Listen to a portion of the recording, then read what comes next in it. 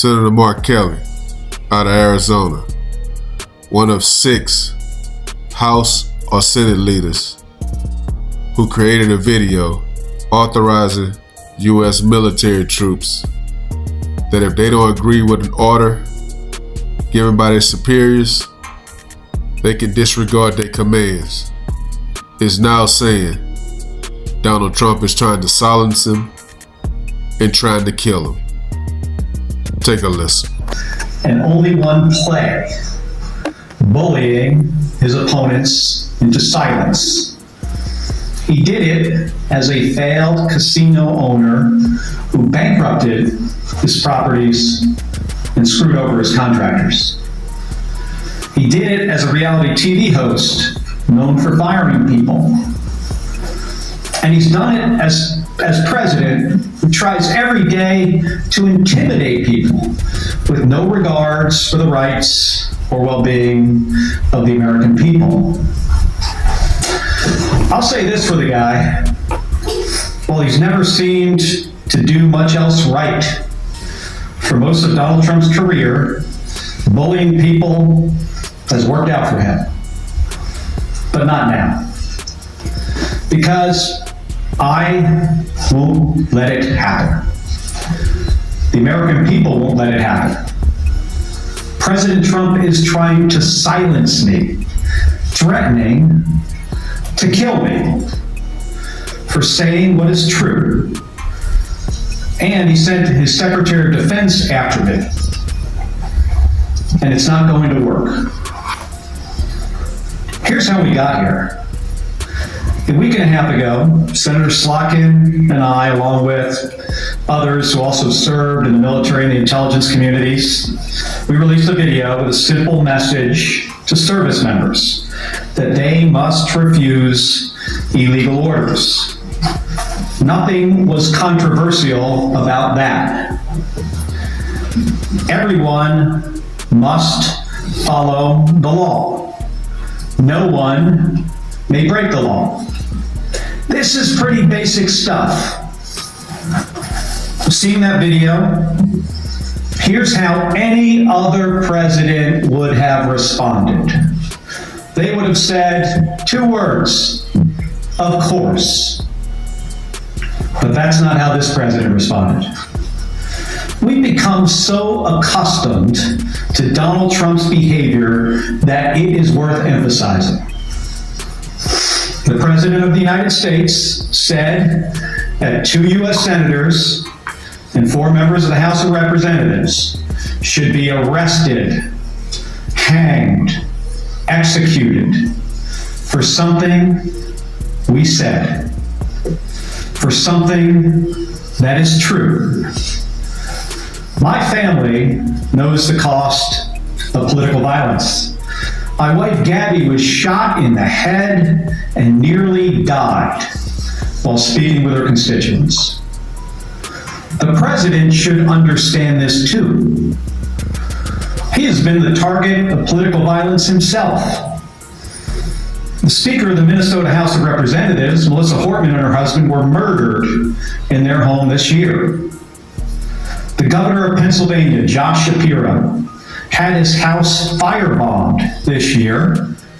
Then Charlie Kirk was assassinated at Utah Valley University, a place I visited just a few weeks ago with Republican Senator John Curtis.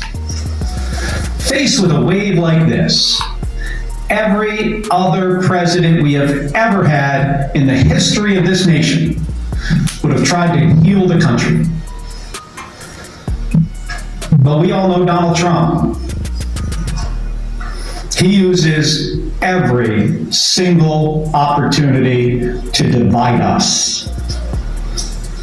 And that's dangerous.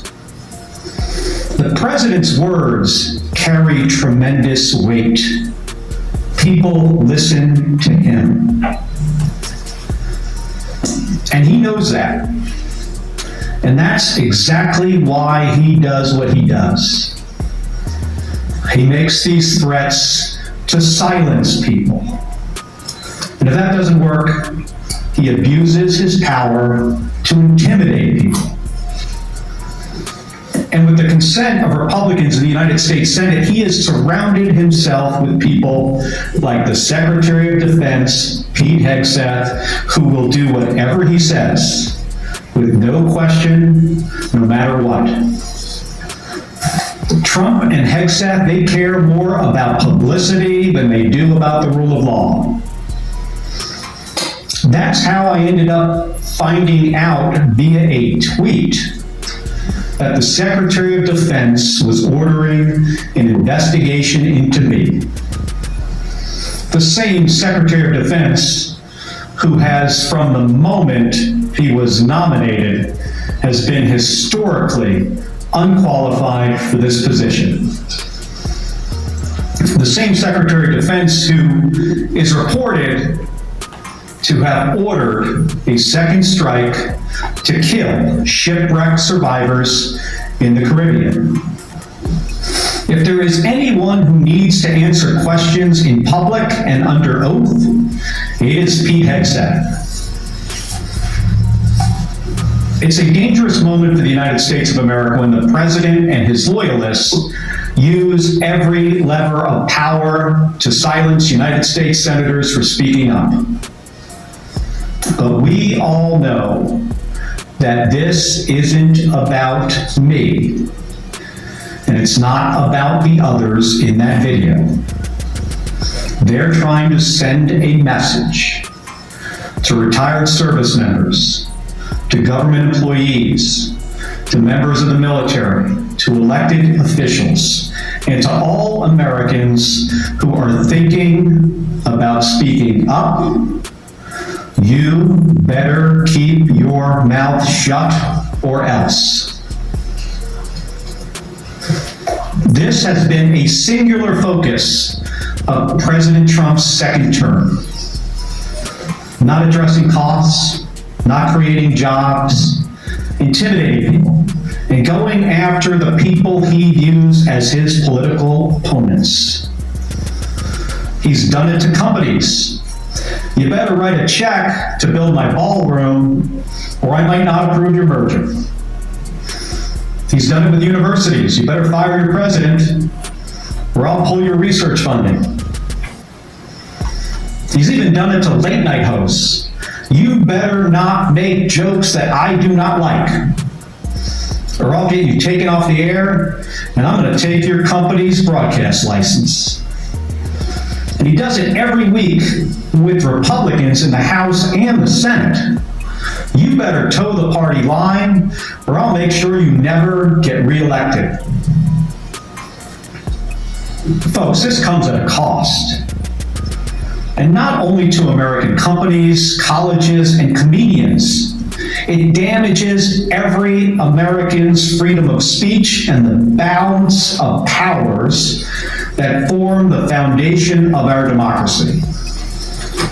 Because when Republicans in Congress are too afraid to disagree with this president, it means that his bad ideas go unchallenged. He has slapped reckless tariffs on countries across the globe, skyrocketing the cost of everything from groceries to school supplies. Republicans historically, well, at least a year ago, they hated tariffs. But when it comes to voting to undo them, they are too afraid of Donald Trump. So Americans pay more for just about everything because of spineless politicians. It's the same with healthcare costs. There are Republicans in the House and the Senate who really want to do something to prevent these healthcare premiums from spiking for millions of Americans. The solutions are simple, but President Trump says he doesn't want to. So nothing happens. Nothing except a government shutdown. It goes on and on. The president has gone too far. Everybody needs to wake up.